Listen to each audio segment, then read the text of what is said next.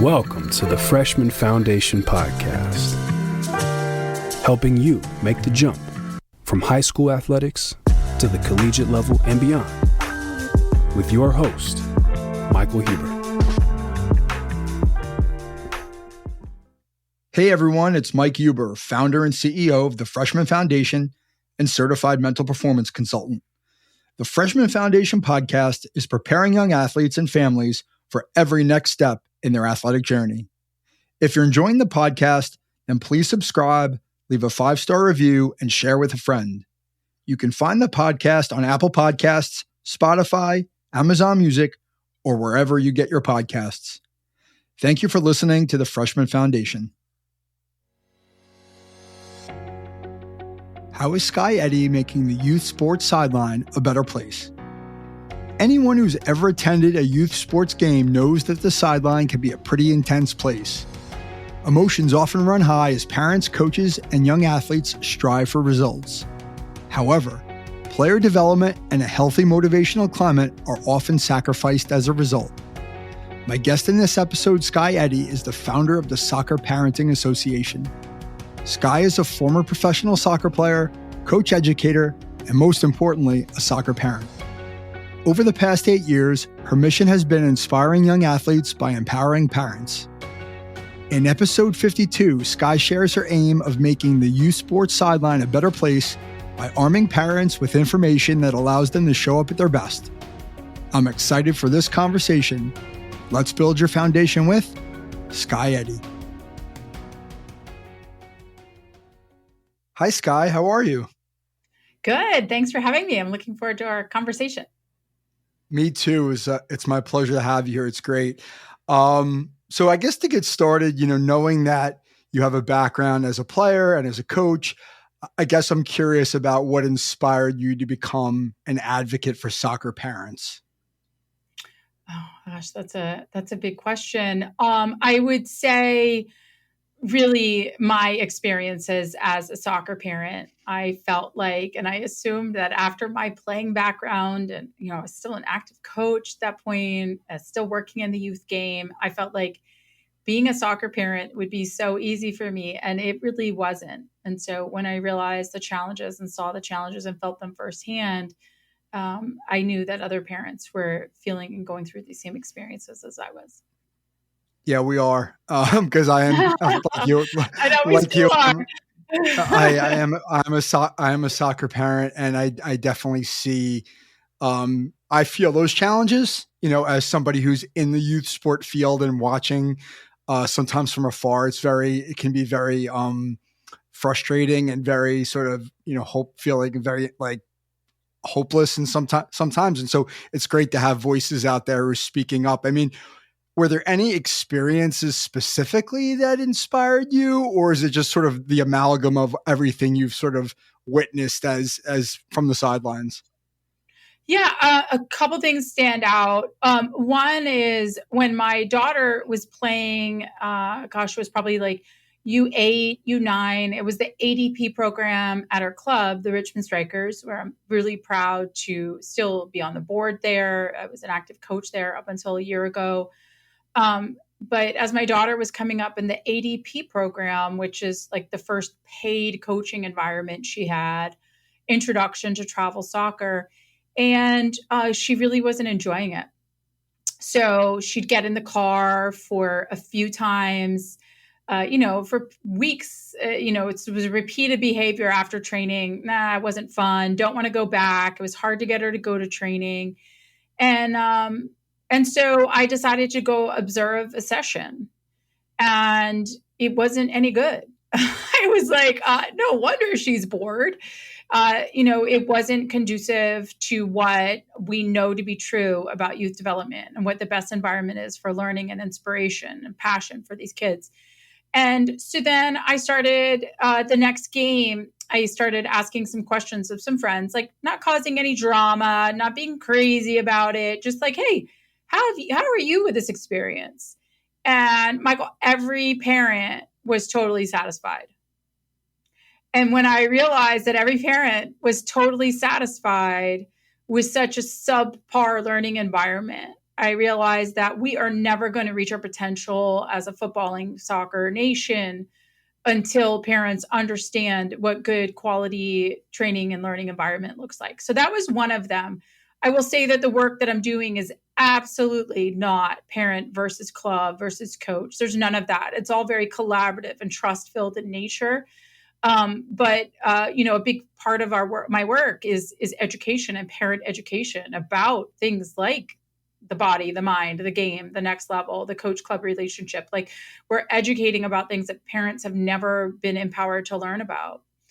And then the second thing that stands out for me is just the struggles that I was personally finding myself having with my daughter, who was in a performance mentality, performance environment, and that, my son has always been participation, recreational level, but my daughter, super athletic, really gifted. And I was really struggling parenting her.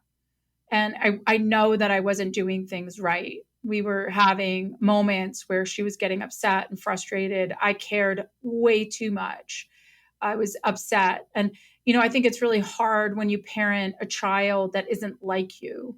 So she was gifted athletically, maybe similar to me, but her mentality was not like mine. She did not have a growth mindset. She did not have confidence. She did not, and so I really struggled in how to help her. So I think those two things combined really morphed into and were the catalysts for the foundation, and still today remain the foundation for the work that we're doing at Soccer Parenting and the influence we're having in the space. Yeah, there's so much in there that I'm interested in. I could say from my own perspective, as somebody who's in the sports psychology field, I definitely think there's a gap in terms of education about what motivates young people to participate and how we speak to them and how we coach them and teach them to the point that we continue to keep them motivated. But I guess I'm curious, as sort of a novice soccer person still to this day, even though I've been watching soccer for the last 7 to 8 to 9 years with my kids. Is your sense or is your experience that soccer coaching at the youth level, like at that sort of younger level, it's entirely too tactical and technical as opposed to being sort of personality or motivational oriented? Is that sort of what you see? Yeah. I don't know that the issues that we are necessarily facing in youth soccer have to do specifically with youth soccer. I think that these are issues that generally span across all sport, and the early interactions that our children have with play, that our children have with sport. And, we've seen a really shift in our society with everything is so structured. I mean, there's lots of issues to say there. But what I would say specifically from her environment is, yes, at Soccer Parenting, we work with coaches a lot about holistic development, of meeting the needs of the players in front of you, of practice design that facilitates a sense of autonomy. All of these things are really important to the work that we're doing from a coach education standpoint. Yet, I think that largely speaking, it's not too tactical or too focused on technique or too anything. I think instead, maybe what we can say is the individual player isn't being considered enough.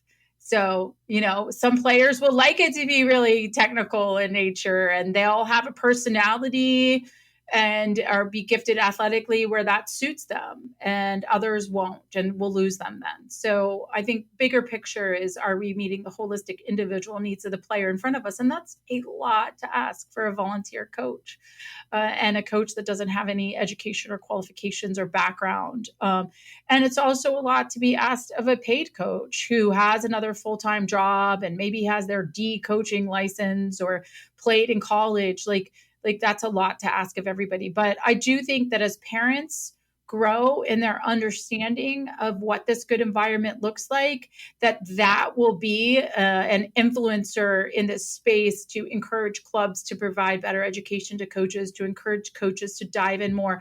And for all of us across all sport to take a moment and say, what's really important here and what is important in terms of the result of the game, the development of the child, the sense of passion and inspiration, being healthy. Like let's reframe why our children are playing sports at these younger ages. Yeah, I think, and it's such a big problem to solve for, that I think it's easy sometimes to throw your hands up and say, this is too hard almost, Yeah. like how do we do it? And I think doing it at the grassroots level really is the way to go, in the sense that rather than trying to sort of throw this umbrella over the macro, right? It's really actually trying to educate people at the grassroots level so that you start to see sort of the change from the inside out, because that's not going to happen overnight. I mean, you've been doing this for a long time, and what changes have you seen over time in that space of like, hey, like I'm starting to see some of the things that we've seeded now starting to take hold? Yeah, I mean, when we involve parents and what we know to be true from what all the research says about effective parent engagement programs is that when schools effectively engage parents in the work that they're doing in the school setting, that students will be more motivated, they'll score better in test scores, they'll stay longer in school and not drop out of school, they'll have better attendance rates at school, those students will be more motivated. The parents will be satisfied. Teachers will be satisfied. Parents will be empathetic. So that's what all the research says. So as clubs are layering in, and as coaches are thinking about what a very simple to institute parent engagement program in my team or my club looks like with appropriate boundaries, like once we're starting to see clubs and coaches implement these into their work, then we're starting to see those benefits absolutely happen. I will say that over the course of the span of these 8 or years or so that I've been operating with soccer parenting, when I started, everyone thought I was crazy. Coaches, all of my colleagues and coaches were like, you want to take on the parents? Like, let me buy you a drink. Like the response that I had from coaches was a deeply visceral response to parents that we know parents have, been perceived that way. And then slowly over time, that objectionable response from coaches shifted to, tell me what you're doing. And now show me how to do this, or I want to join you. So we've seen culturally across sport, there be this wonderful shift from parents being perceived to all be crazy to now us being able to understand. And one of our belief statements at Soccer Parenting is that we believe that parents will be difference makers when it comes to improving the game. There's also this sense of collaboration that's evolved. And I will say that probably the biggest touchstone for change that I have seen in these 8 years is thankfully that we have better leadership in place. So, we have, let's say, maybe professionalizing youth sports has not been the great thing for the kids and the structures that the kids are now involved in. But at the same time, it has given us good quality leaders. And, that's the thing that makes me the most optimistic now about the work that we're doing is the quality of leadership that we're seeing in our youth game. Interesting. Yeah, I think something you just touched on there was something I was thinking about asking, which is sort of, at a very like fundamental, basic, maybe overly simplistic level, there is this sort of dynamic that I see and, just in my own life, forget about in my work, of the coaches versus the parents, right? Mm-hmm. Meaning like, I'm the coach, I'm volunteering my time, or I'm getting paid, I know better. You're the parent, you sit, you be quiet. The parents are saying, those are my kids. And there's this sort of versus us versus them dynamic. But then in my work, as I think of my mission as a sports psychology professional, is to serve the children, right? To serve the family, but to serve the child first, right? So if we all have that shared mission of like, hey, we're doing this for the best interests of the children, and we put them on a pedestal, now all of a sudden that opens up theoretically the room for the dialogue of that you described. Coaches talking to parents, parents talking to coaches. Hey, what can we do together to make this better for everybody, right? They're developing as players, they're developing as people, they're happy, they're staying together as a group, right? We want to see our kids stay together over time with their groups. And that doesn't always happen. And I'm going through that as a parent now. It's like, they start to get older, there's divergent motivations and divergent sort of opinions on what should happen. like if we're working together though, like that's ultimately where we're going to get the best outcomes. And it sounds like you're starting to see that from your end. Yeah. I won't say, I'd say a structural issue we have is, this divergence of kids that go in different directions. It's understandable, like you insinuated, kids have different motivations or different sense of athleticism that evolves, after puberty, and they decide to go more of a high performance pathway maybe. But that backtracking to the real point there is that the perception of the parent is so foundational to the work that we're doing. And, at Soccer Parenting, we define parent engagement as coaches and parents working together to ensure that players are inspired. And so, we are speaking, and when I'm out and doing coach education, club education, parent education, a lot of the education I foster is this concept of trust. And I'm actually teaching about trust and how to establish trust in the coach-parent relationship. It's a relationship that has been very ill-defined. We don't have clarity on what the real relationship should look like, what an effective parent-coach relationship should look like. Coaches have not received any education or enough education on the value of parents and how specifically to include them. And I mentioned the word boundaries before. I mean, it's a very confusing relationship for parents and for coaches. Coaches don't want to engage with parents for fear of, parents, they've been burned by a crazy parent in the past. And I feel like these crazy parents is the way I refer to them. It might not be the most, socially aware term to use, but, really it's the crazy parents that have ruined it for all of us level-headed and sometimes stressed parents, which is the vast majority, like well into the 90% parents are level-headed parents. They maybe don't have the education or information they need, but with it, they'll be fine. And yes, we're sometimes stressed. It's the way I would describe myself as a sports parent. And we live as those parents in fear of being portrayed as a crazy parent. And so we think, I'm not going to be too involved and be that helicopter parent. So I'm not going to ask this very legitimate question that I have, or I'm not going to seek more education because I don't want to seem like I care too much. So these crazy parents have even hurt us for this level-headed ones. And then, sadly, the coaches have been burned. I had a very challenging parent on my team a few years ago. It made my life really, really hard. It made my year coaching these kids really, really stressful, despite even all the work that I'm doing right now. And so coaches that have unfortunately had that experience, which does happen now and then, they've really just sort of been pushed off. And what needs to happen is that coaches need more training and guidance on, things like emotional intelligence and, those types of things in order to really be able to manage those relationships. It's a challenging, nuanced relationship that we haven't established clarity on, and that desperately needs very clear boundaries. Yes.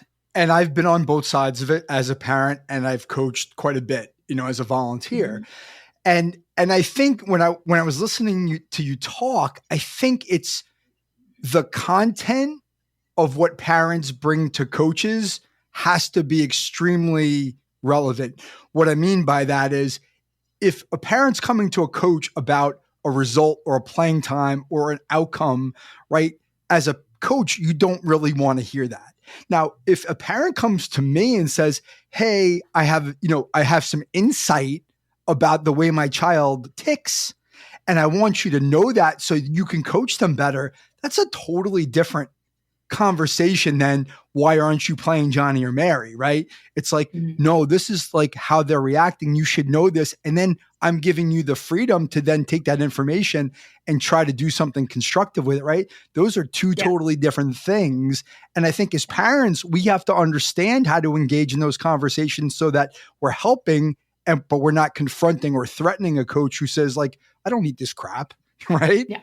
Yeah. And then, that's speaks perfectly to the sense of nuance. So at Soccer Parenting, when we talk about boundaries, we say literally, it is okay to talk to the coach about this, and it's not okay to talk to the coach about this. And we encourage coaches to even use that type of language, be very clear with the parents. We know that having boundaries actually helps establish trust. It helps form a sense of community. We want boundaries in our lives. Our children want boundaries. Like, we know that about being human. Like, boundaries are bumpers, and it gives us clarity on our role. So let's be very clear in setting the boundaries. And we tell coaches to tell parents, like, it's not okay to come and talk to me about a tactical decision that I made in the game. If you have a question, like a negative line of question. Now, if you're curious on why we had 2 people in the wall and instead of 4, like, yeah, we'll have a tactical conversation about, where the ball is, if it's direct versus indirect,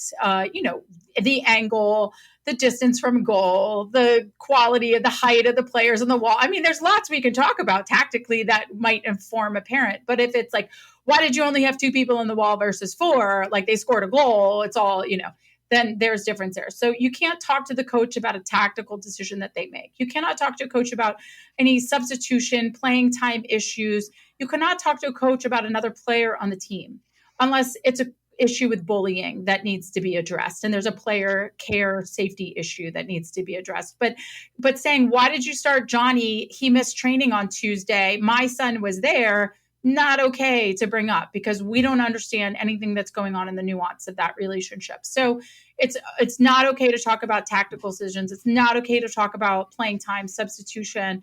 Now, it is absolutely okay to talk to a coach if you have a curious question about tactics and basketball. Why, when I was playing basketball growing up, we all did man-to-man. Now I see you're doing zone. What's the difference? That's a great question to ask a coach. Or, if you have, it's okay to talk to a coach if your child is lacking in inspiration. If repeatedly they're struggling, then absolutely the door should be open. And possibly that's because of playing time. And it's okay to talk to coaches about playing time if you frame that conversation correctly. And maybe your child is old enough to be a part of the conversation. Maybe you don't want them there, but I will just backtrack for one moment and say, so many of our issues in youth sports would be solved if we had more level-headed considerations about playing time standards for our children across all sport. And at Soccer Parenting, we believe that every child should play half of every game. It should be minimum standard. And the teams that I coach, every child plays equal. I seek that for my kids. They are 10-year-old kids playing soccer. This needs to be about development, and to make an early selection bias decision about these kids is not okay. So, I mean, these are bigger conversations, but when we're talking about setting boundaries and talking about playing time issues, absolutely the door should be open. Yeah. And I think something that you raised there sort of reminds me of something I went through recently with my daughter, who's 12. And I think I would say, just generally, before you go to the coach, you could talk to your player, your kid, about why certain decisions are being made. So the reason why I say that is my daughter was playing in a game with a new team, and tactically they were actually setting up to run some sort of offsides trap, which I did not know. Now, up until that point, she's been coached, stay goal side, stay goal side, stay goal side. So I, of course, chime in from the sideline mistakenly, hey, you need to stay goal side.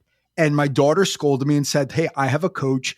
Keep it, zip your lip, Dad, because you don't know what I'm talking about. So what I learned after the fact was the coach was putting them in that position to set up this offsides trap, which I didn't know. So instead of scolding her from the sideline, I could have asked her after the game, like, why were you doing that? And she put me in my place. And I think, go ahead. Great learning moment for you. Huge. And I've been telling the story on my podcast, and I take full responsibility because I should know better, because I'm not a sideline talker. But in that moment, I got caught up in the emotion of, like, you're not doing what you've been taught to do. Mm-hmm. But what I wasn't able to do I wasn't able to put myself in her shoes to say, like, maybe she's being taught something else by the coach. And that kind of speaks to your point about zone versus man-to-man in basketball in general. Like, there's no one right or wrong way to do things. Every coach has a different philosophy. And if they play zone or man, or if they have an offsides trap or they don't, does it really matter in the grand scheme of things? I mean, Michael, the bigger question is like, even if your daughter was not goal side and they ended up scoring from her So what? not being in a goal side position, is it really a role to speak up from the sideline to coach her? Like, you're taking away her learning moment there. If they scored and she's not in the right position and then she's willing to reflect on that later, that's the learning.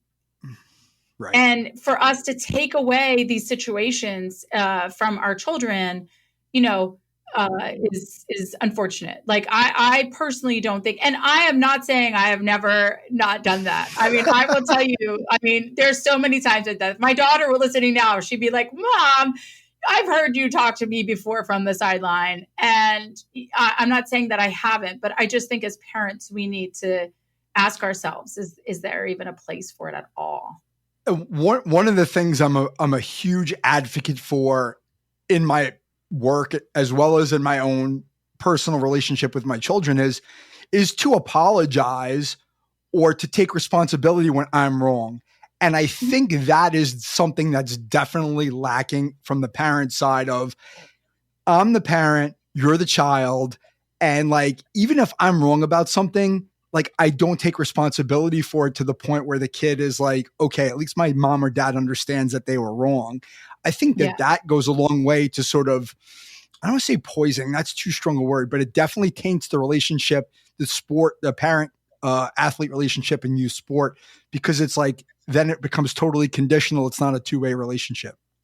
Yeah, you're reminding me of, I never coached Callie, my daughter, at the club level. Like I never actually coached her team. There were times where I was out there working with the goalkeepers or with the defense, like, and might have been involved in her session, but I was never the coach of her session. But for many years, I coached on the field next to her. So it worked out that I coached at the club. And I worked out my coaching times to be the same time as her practice times, just for convenience sake for our family. And so I was often on the pitch when she was there. And I'd find myself sort of listening or watching or observing.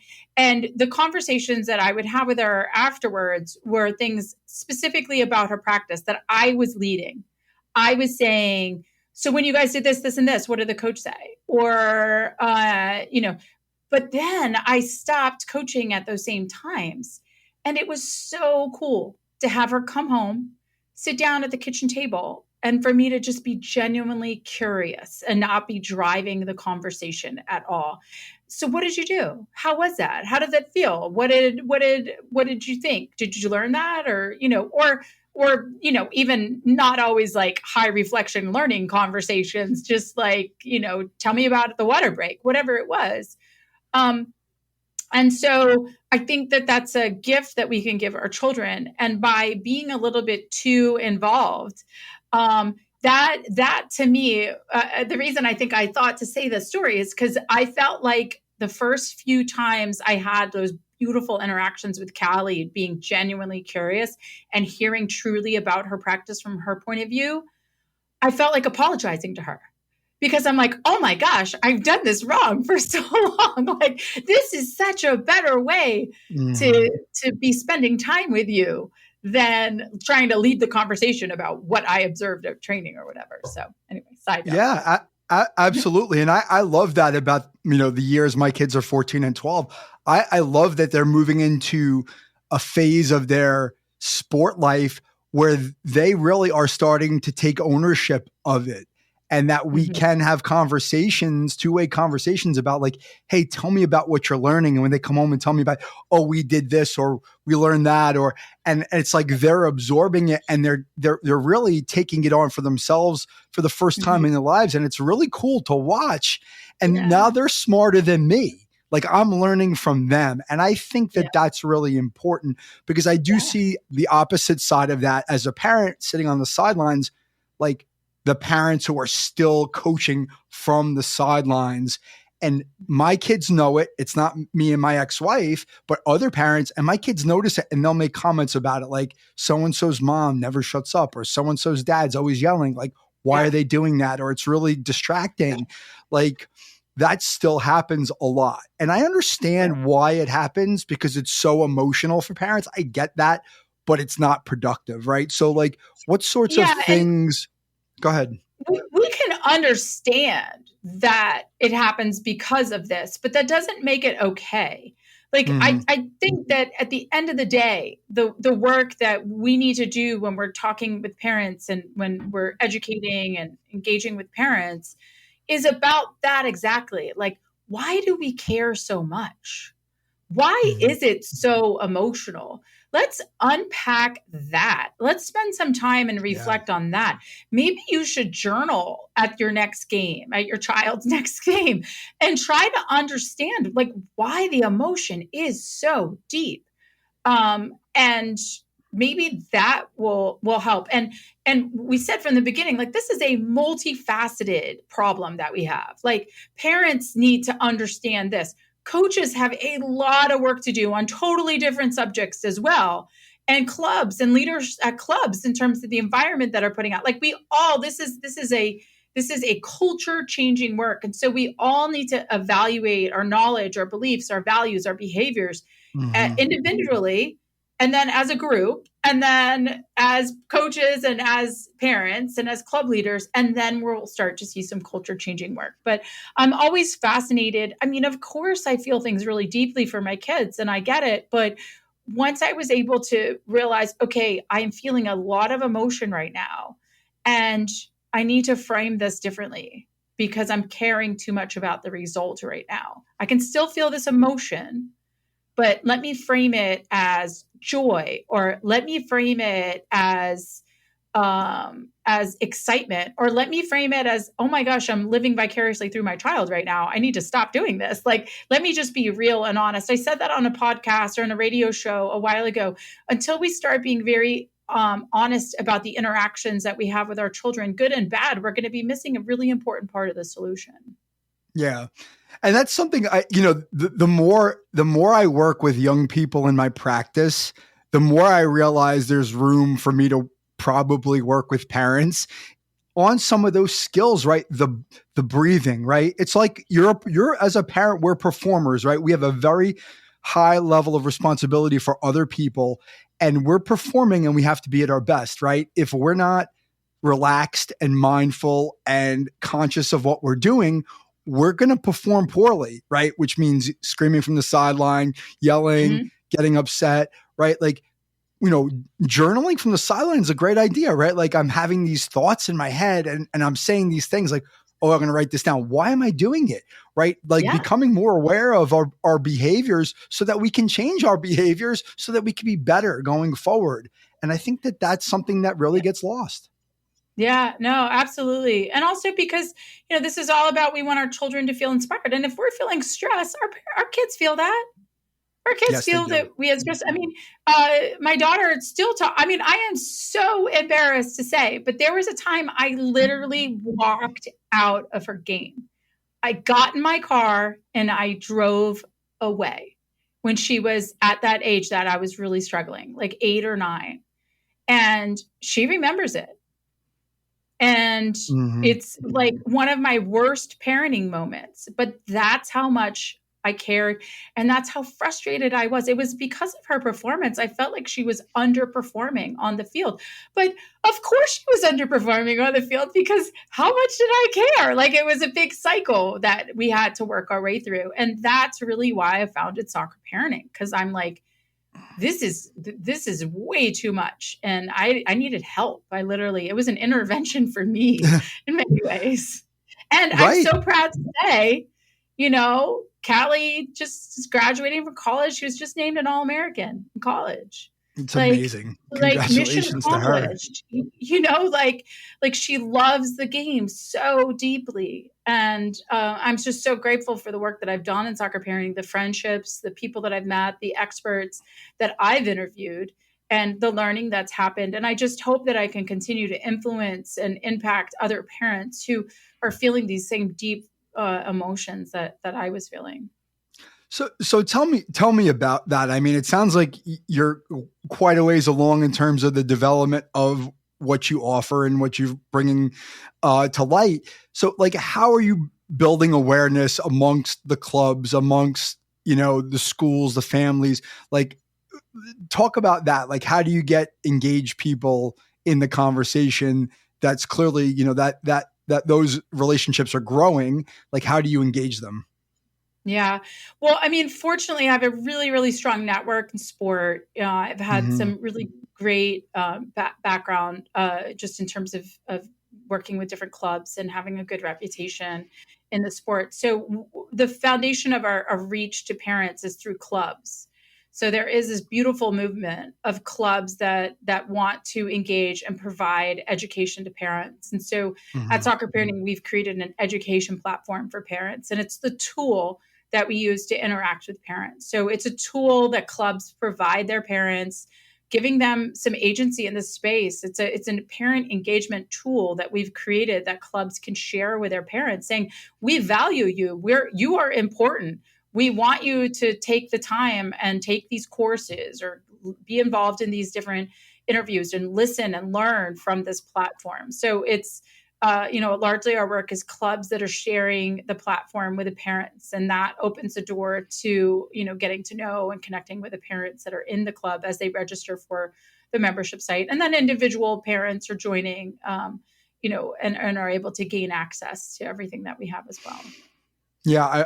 Ironically enough, I just literally within the last couple of days received an email from my children's club with a webinar about perfectionism in female soccer, which I was like, wow, that's really ironic in that we were recording this podcast just a couple of days later. But I think it's awesome, right? Because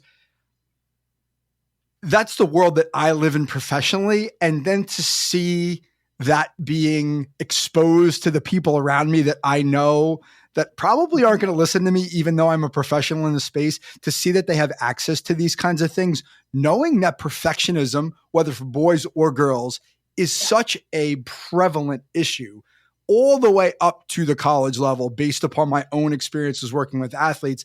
I think it's a really important topic. And I see it in my own daughter, this really, really, she's really hard on herself. She's starting to develop as a player and she loves soccer so much, but when she does not get the result that she wants, she's really, really hard on herself. And as parents, we have to understand how to help them with that, right? Yeah. To be able to keep those boundaries, but also give them the resources and tools that they need to work through it on their own. Yeah, no, I mean, I think a lot of kids are dropping out of sport because of this pressure that they are feeling. And a lot of that is driven from parents and the parents' responses to sport that the kids pick up on. And then they feel like the results are so important, but they're not like a 28-year-old professional athlete. These are kids that are learning and growing and in middle of growth spurts and aren't even fully developed and are still trying to figure their bodies out. And they have so much more to learn. So, we put, the two become too results oriented, that doesn't mean we don't want our kids to have a very strong mentality and want to win.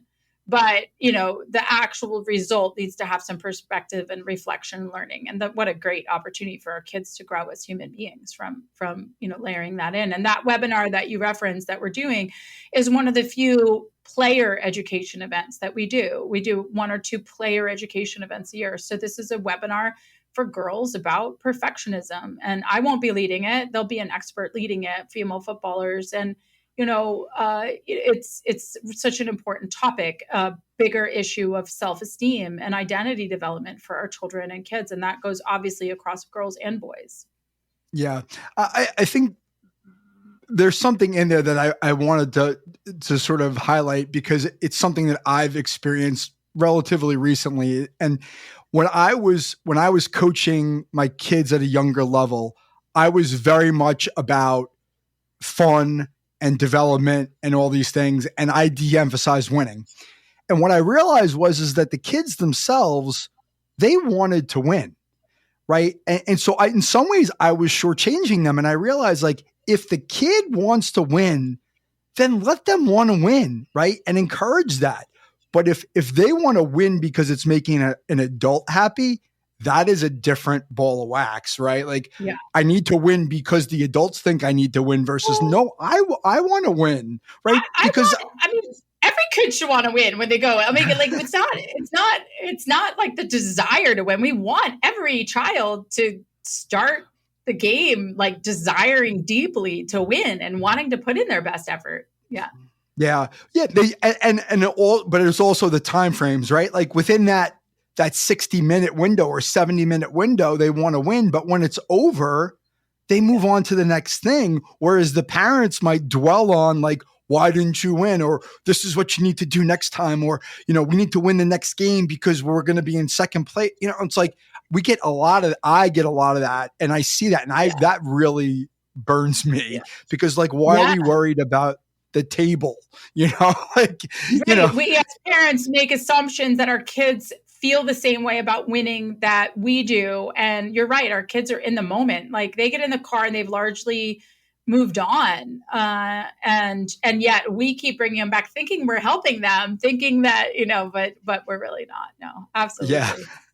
It's so great. You have these experiences as a parent that you can layer into the work that you're doing, and that you're able to reflect and learn and pull from these experiences to have just kind of a deeper perspective about, what may possibly be going on in the minds of the parents, the kids you're working with, and just, generally more structurally, within our culture. So it's great.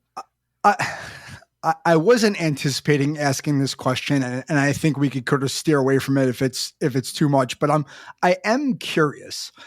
There was recently an article that I saw in the Washington Post. I don't know if you saw it, about ECNL and some of the things that are happening in terms of male dominance in sort of the organization. And I don't want to make it about that politically, but in terms of genders, right? Like males coaching females, let's just sort of leave it at that, right? Like, do you have a feeling, or is there any sense from your end about like trying to bring more female coaches into the fold to make it more relatable for young female athletes? And I'm saying that from a parent perspective more than anything. Like I have my own personal experiences with, like, what do you have a view on that? Or is it something you want to touch?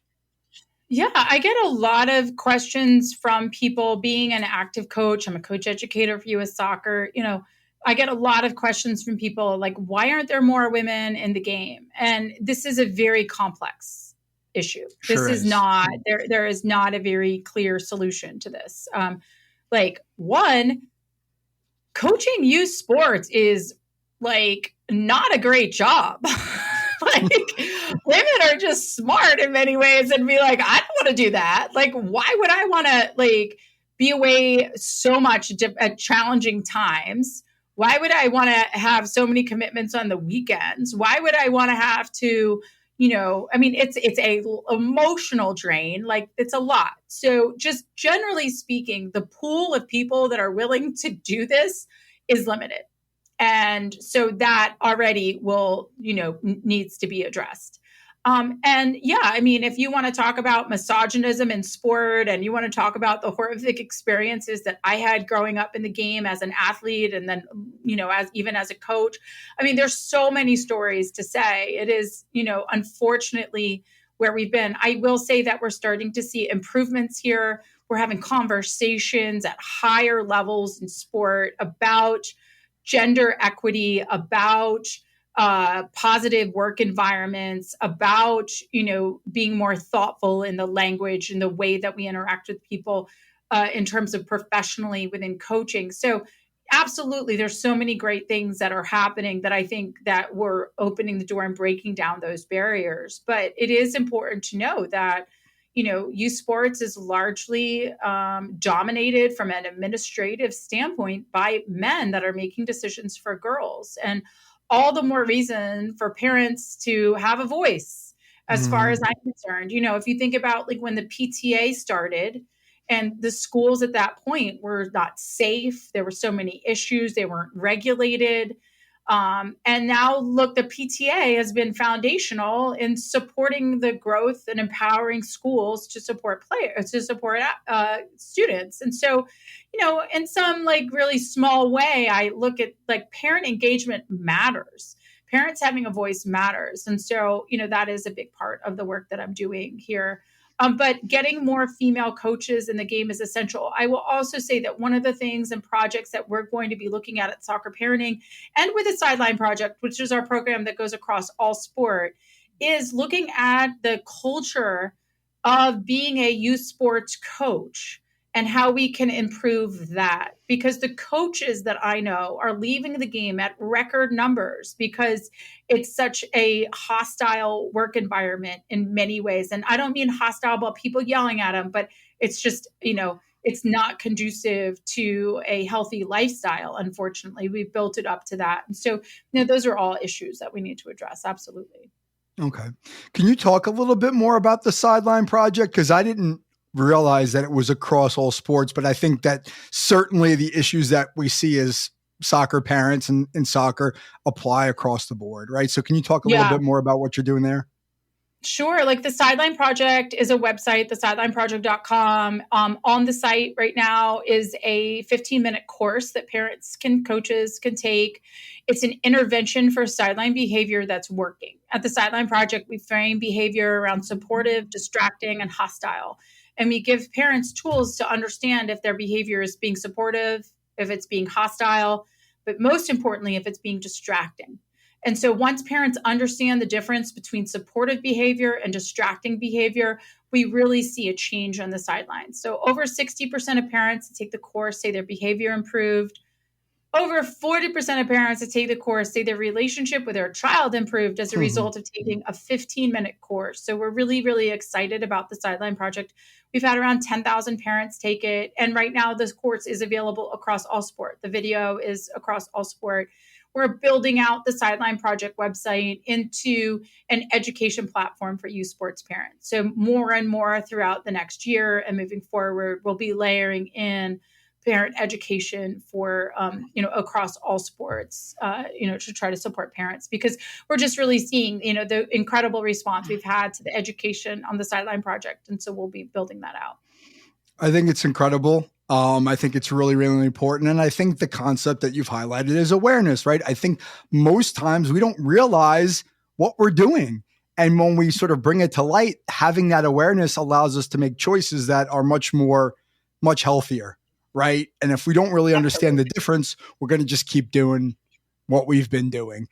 I guess a question I always want to ask, because a lot of what comes up on this podcast is about sort of development through different gates, as you move up the ranks athletically.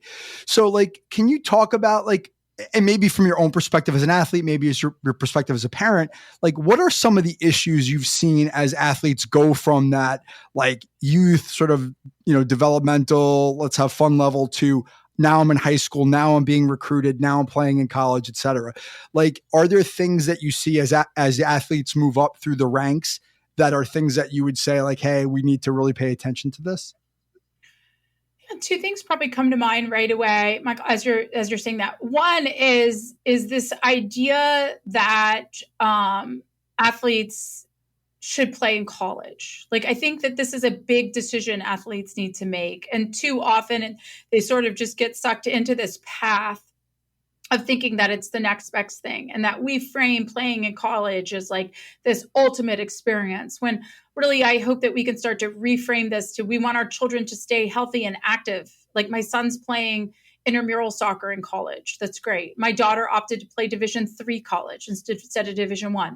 Despite being the only player on her team that went D3 instead of D1, she had the most incredible experience. She started every game in college. She was a 3-year captain. She was an All-American. She was conference MVP. She was on the all-conference team every year. She literally played so much soccer and grew and developed. So I think that we as parents, what we need to do is just kind of reframe the future for our children and not assume it's going to fall on a specific path, and really let our children lead the way.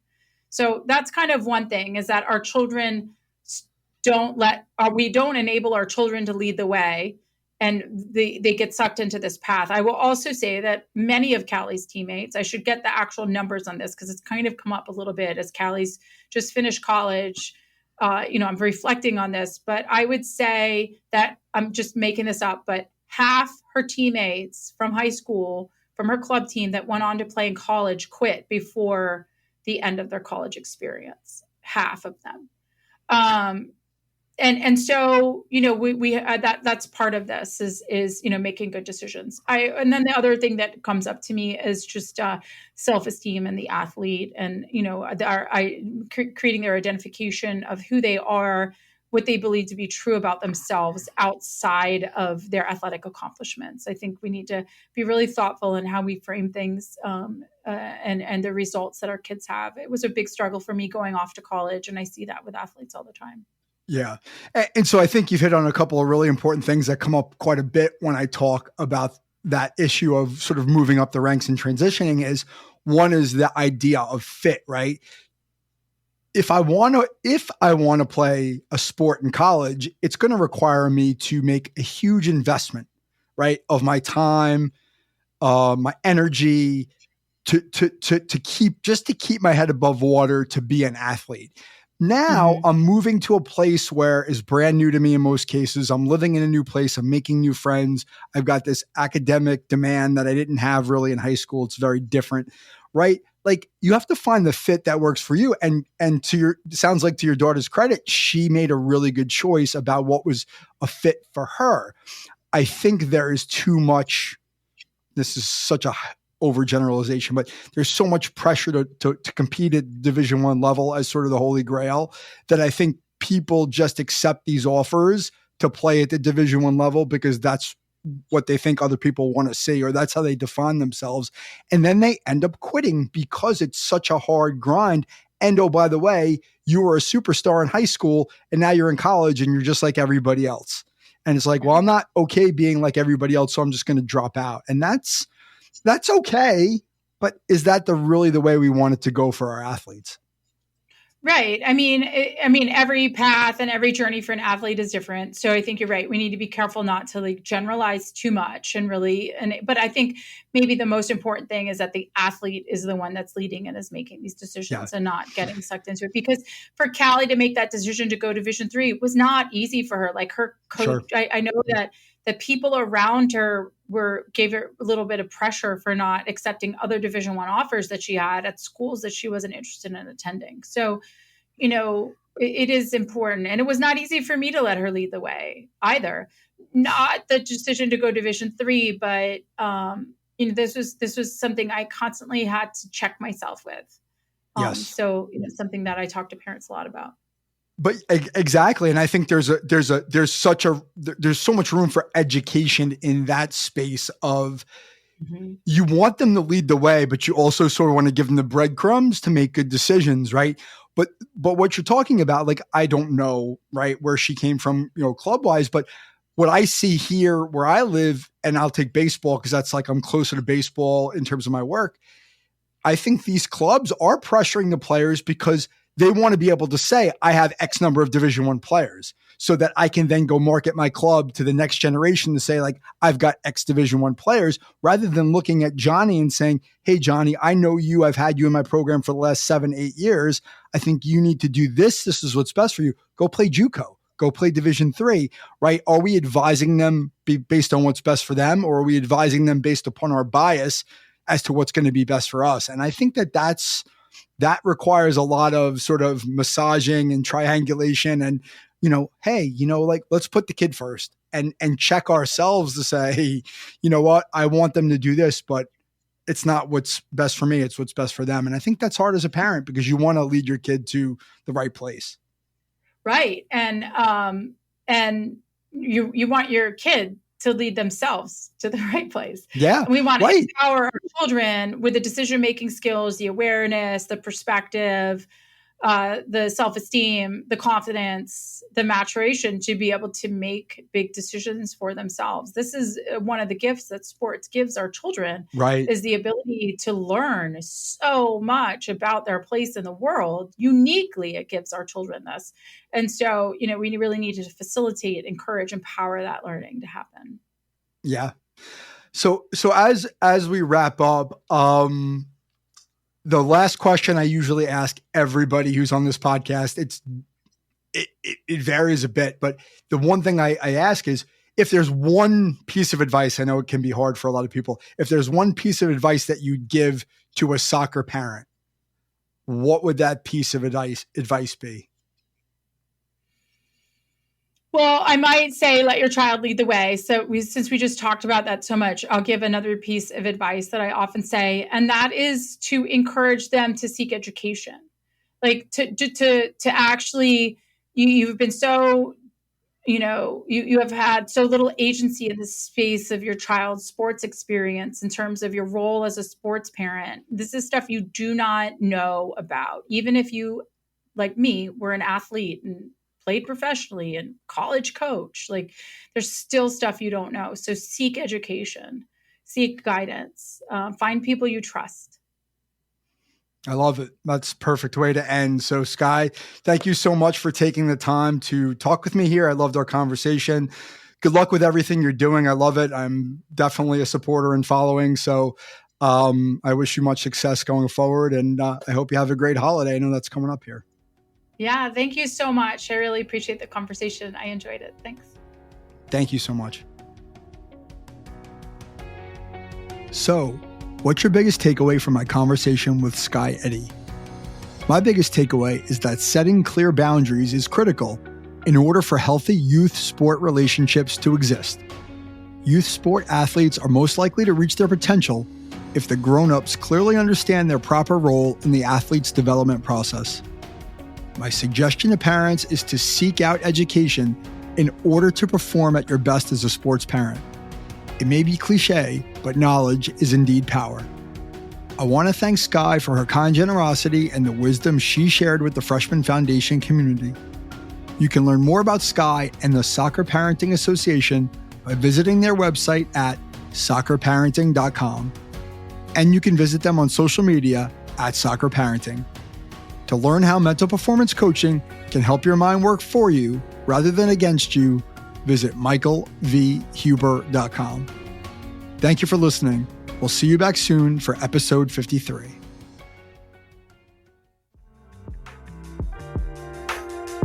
Mike Huber is the founder and owner of Follow the Ball Coaching, located in Fairhaven, New Jersey.